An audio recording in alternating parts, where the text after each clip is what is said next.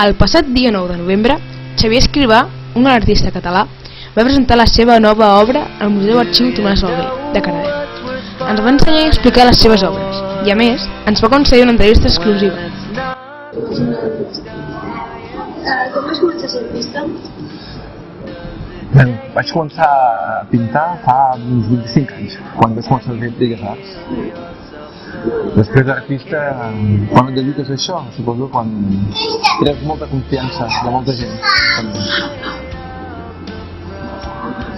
Per què vas començar? Per què vas dir això?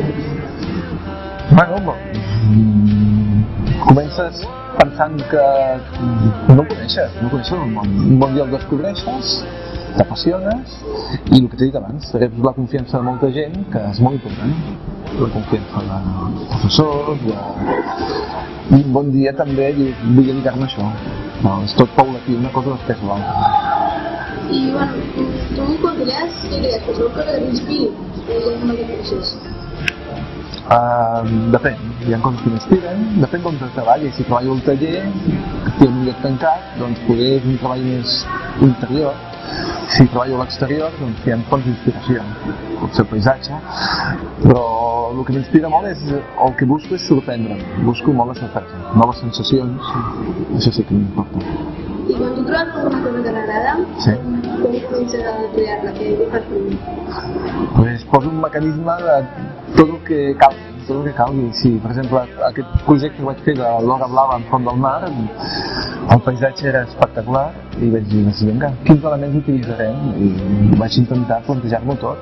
No sé, depèn del projecte. És una bona vida d'un artista? Bona vida, a veure...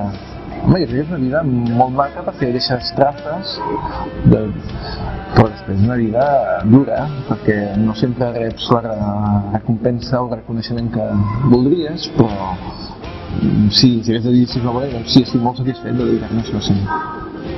I, bueno, ens podries explicar una mica la història de les obres i els més importants per tu? Història d'aquí al museu que està exposada? Sí, podria explicar-te aquesta peça, precisament. Doncs aquesta peça, com t'he dit, la vaig fer... Penseu que estava treballant enfront del mar, tenia la presència del mar davant meu i també tenia molt de cel sobre el taller. Llavors vaig voler transcriure dos conceptes. Un, el color del cel, que el deia l'heure bleu, l'hora blava, que són dos moments que es donen cada dia, a la matinada i al vespre, i aquí resolia tema color. I la presència del mar, que a mi m'inspira el moviment, la vaig resoldre, en lloc de pintar sobre tela, vaig pintar sobre plàstic, i al cap dels 3 mesos vaig tallar la pintura, vaig girar-la, vaig treure el plàstic, i el plàstic em va permetre fixar el moviment que per mi simbolitza el mar. Per mi és una peça que m'agrada en el sentit que exprimeix molt bé l'experiència viscuda, perquè per mi el treball pictòric no és només el resultat final, sinó també tot el camí que et porta a fer el resultat final.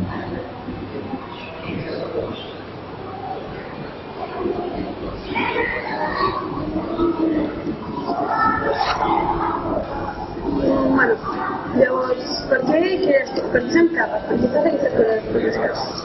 Les capes ve de... Per mi cada capa simbolitza una imatge i cada superposició de capes és una imatge que tapa la precedent perquè no és prou bona. És això.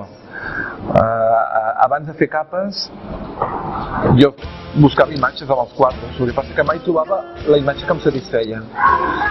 I el procés de capes és això, simbolitza una mica la incapacitat de trobar la bona imatge en pintura. Llavors, has pensat a fer un altre tipus d'obra, no capes, Quan dibuixo és molt dibuix, quan dibuixo és bastant clàssic. És bastant. Però en pintura no m'hi trobo còmode, perquè el fet de donar capes em permet trobar un cos, i amb el cos m'hi sento còmode per després tenir tot tipus de manipulacions. Jo trobo que m'obre moltes vies el fet de treballar amb matèria. Ara, unes quantes preguntes ràpides. Apple o Android? Android.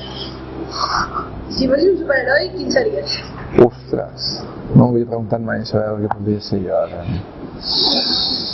Algú no massa famós que ara no em ve al cap, però no sé dir-te ara en aquest moment. O algun poder que tindries? Volar. Volar em faria molta il·lusió, volar. I mar o muntanya? Crec que mar. Bueno, pues, diguem l'entrevista i moltes gràcies. A vosaltres.